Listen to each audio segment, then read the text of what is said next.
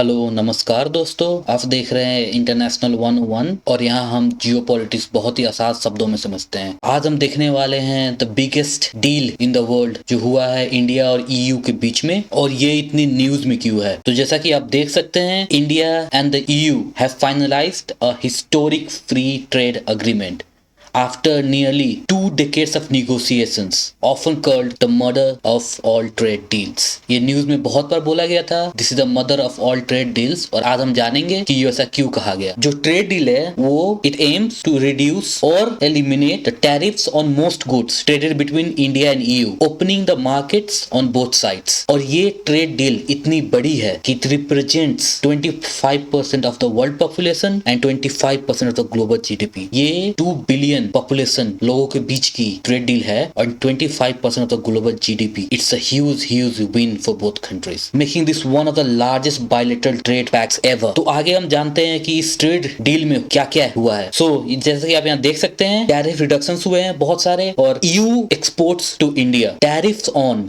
96% of the EU goods exported to India will be reduced और eliminated. 96%। It's like कोई tariff ही नहीं लगेगा ईयू में एक्सपोर्ट करने के लिए। This is expected to save EU companies, ऐसा कि इट्स लाइक कोई टैरिफ ही नहीं लगेगा इंडिया में एक्सपोर्ट करने के लिए। This is expected to save EU companies 4 billion each year in duties, only in duties. अब देखते हैं India export to the EU में क्या है। The EU will eliminate tariffs on 90% of the Indian goods immediately and extend this to over 93 within several years. Over 99 of bilateral trade gets some tariff reductions. It's like nearly every sectors में कुछ ना कुछ reduce हुआ है। That's why this is a big deal। और इससे India की service market में भी बहुत असर पड़ने वाली है। जैसे कि आप देख सकते हैं, सर्विस एंड मार्केट एक्सेस मिलने वाली है। The deal also eases trade in IT, business services, transport, finance and improves customs procedures and intellectual property protections. Ease of doing business बढ़ने वाला है। इंडिया अपनी सर्विसेज दे सकता है ईयू को। As we know, India is a large service based markets, जो कि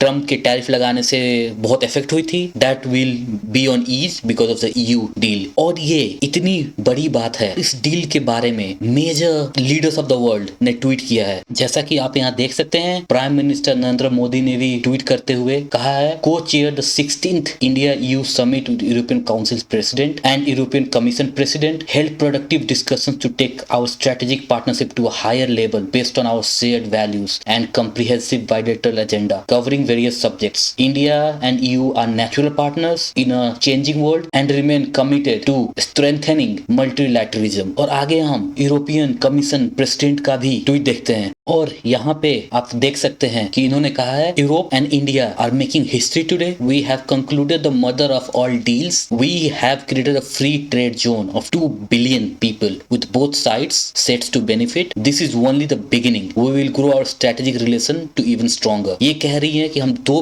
billion लोगों को बेनिफिट करा रहे हैं, एंड ये सिर्फ शुरुआत है। हमारी स्ट्रेटेजिक रिलेशनशिप और भी स्ट्रॉन्ग होगी आने वाले दिनों में। तो आइए अब देखते हैं इस डिटेल कि इस ट्रेड डील में क्या क्या नेगोशिएट हुए हैं। जो इंडियन एक्सपोर्ट्स हैं are going to get cheaper and easier access to the European market. Textiles industry को, मेजर जो लेबर इंटेंसिव सेक्टर है, उसको 0 duties, it's no tariff at all pay करनी होंगी। ये डील की वजह से आने वाले दिनों में बांग्लादेश को बहुत ज्यादा नुकसान होने वाला है, because Bangladesh is heavily reliant on textiles and exporting them. Since India का इतना बड़ा मार्केट को यूरोपियन मार्केट पे 0 ड्यूटीज में एक्सेस मिल रहा है, बांग्लादेश में टेक्सटाइल्स को बहुत बड़ी लॉस होने वाली है। आगे leather and footwear, tariff cut from 17% to 0%। All the shoes, footwear, बहुत सारी चीजें को 0% टैरिफ देना होगा। There's no tariff at all। James and jewellery, आप जैसे जानते हैं इंडिया की ज्वेलरी मार्केट कितनी बड़ी है। 0 duties to large European market. Marine products, जो सी फूड है, श्रिम्प्स है, फिश है, ये सब को बहुत बड़ी छूट मिली है। Chemicals, plastics, rubber goods, engineering and manufacturing goods को भी depending on the sectors and specific cases बहुत बड़ी छूट मिली है, ऑलमोस्ट 99%। जैसा कि हम जानते हैं, India is the largest manufacturer of pharmaceuticals. We have a huge industry that is also cheap and produces in huge quantity. Benefit करेंगे from reduced barriers in the European market. और आगे जैसा कि आप देख सकते हैं, average EU tariff on Indian products will fall from 3.8% to 0.1%, making Indian products more competitive in Europe. अब हम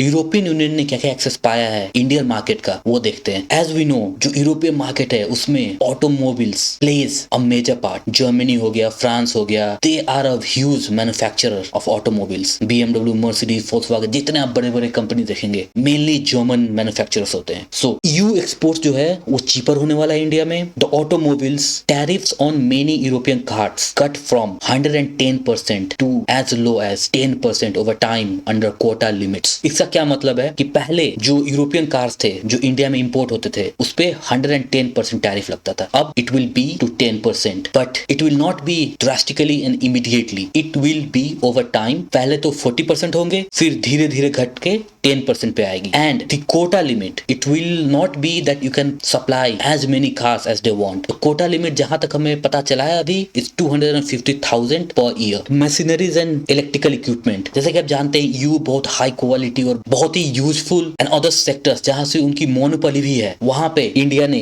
ड्यूटीज मोस्टली रिमूव कर दिए हैं so that Indian businesses can import those machineries and electrical equipment and use that. Chemicals and pharmaceuticals जो EU के थे उसमें lower duties कर दिए हैं। And the main the aircraft में ड्यूटी बहुत ही घटा दिया है जिससे अमेरिकन कंपनी बोइंग को लॉस होने वाला है। As we know India is growing in this aviation market. जैसे जैसे इंडिया की मिडिल क्लास आगे बढ़ रही है the aviation is becoming more accessible और इंडिया को बहुत ज्यादा एयरक्राफ्ट की जरूरत पड़ने वाली है आगे के दिनों में। The data also shows that nearly 1600 aircraft will be needed in near future. ये तो सिर्फ शुरुआत है। सो एयरक्राफ्ट में टैरिफ कम करने की वजह से बोइंग को लॉस होने वाली है और जो यूरोपियन कंपनी है एयरबस उसको फायदा होने वाला है। Agri food product such as wine, spirits, wine को 20 to 30% कट किया गया है एंड स्पिरिट्स को 40% कट किया गया है। इससे जो फ्रेंच वाइन्स है वो बहुत सस्ती होने वाली है। और services, better access to finance, maritime and intellectual property sectors. अब business, ease to doing business बढ़ेगा। दो कंपनीज इजीली एक दूसरे से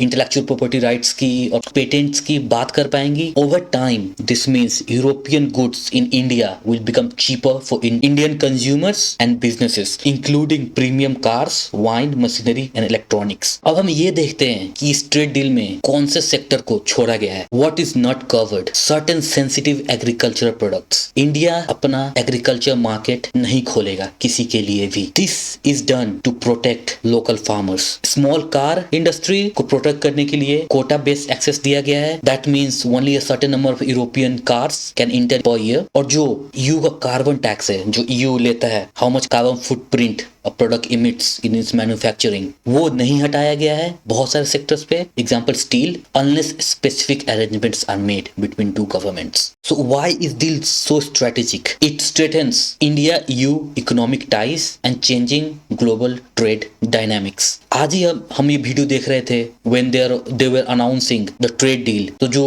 EU के प्रेसिडेंट थे उन्होंने अपना OCI कार्ड निकाल के ओवरसीज सिटीजन्स ऑफ इंडिया, जो एक कार्ड होता है जो इंडियन ओरिजिन्स के होते हैं उनके लिए, तो they can come home easily, आसानी से घर आ पाए फेस्टिवल्स में, उनको वीजा का झंझट ना लेना पड़े। उन्होंने अपना OCI कार्ड निकाल के दिखाया मीडिया को। And this is how the strengths of India EU। मैं आपको दिखाता हूं उन्होंने क्या कहा।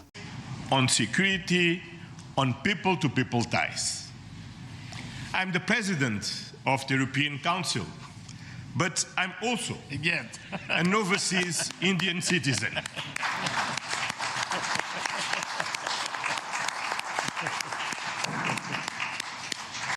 तो ये एक एग्जाम्पल था of India EU relations. The next will be, वो हेल्प करेगा to reduce the dependence on any single market. जैसा कि आपने सुना ही होगा कुछ दिन पहले ट्रम्प ने थ्रेटन किया था इंडिया को टैरिफ से और लगा भी दिया है और बढ़ाने की भी बात कर रहे थे। सो वैसे सिचुएशंस में EU या India doesn't have to rely on US और चाइना। दोनों कंट्रीज ग्लोबल ट्रेड इंटीग्रेशन होगा और सप्लाई चेन डाइवर्सिफाई होगी। किसी एक कंट्री के हाथ में पूरी सप्लाई चेन नहीं रहेगी। So what's next? जब भी ट्रेड एग्रीमेंट ऐसे साइन होते हैं then it has to be passed by the parliament. अब ये एग्रीमेंट अभी भी फॉर्मल रेटिफिकेशन के लिए जानी बाकी है वो यूरोपियन पार्लियामेंट में and also by the Indian side, Indian government को इसको फोर्स में लाना पड़ेगा। And it is expected by late 2026 और 2027 अर्ली। So 1 year लगेंगे अभी भी to make this happen on the ground and then slowly it will take into effect. पर कभी कभी ये ट्रेड एग्रीमेंट्स पार्लियामेंट में जाके अटक भी जाते हैं। For example Mercosur free trade agreement जो ईयू और मर्कोसुर के बीच हुआ था। मर्कोसुर एक